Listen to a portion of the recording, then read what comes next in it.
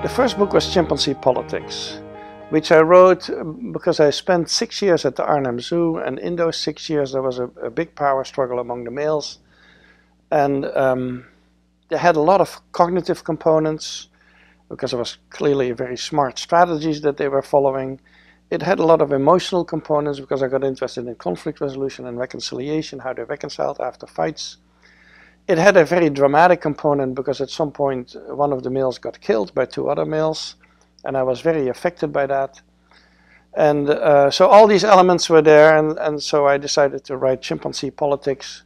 I was not really in the book comparing it with human politics, but I think the comparisons were so obvious that I didn't need to explain what the similarities were. These males were very power driven, and they formed coalitions and they made deals with each other. And so I started to write that. And when I wrote that, it was sort of risky because I was implying a lot of processes like reciprocity and strategies and future orientation and so on, and also the power drive, basically, that people were sort of reluctant about. And so my advisor, my professor, he was very concerned with this book. So, like, I had written scientific articles, that was all fine, but in this book I was going beyond that, and he was worried that it would be damaging to my career, I suppose.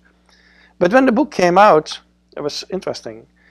My peers, so other primatologists, they had no trouble with it at all. And the larger society also very little complaints about it. And I think it was basically the time was ripe for a book that put social behavior in a cognitive context, and later this became sort of the rule. People started doing that more and more. And so I actually got very little criticism, even though I had expected that.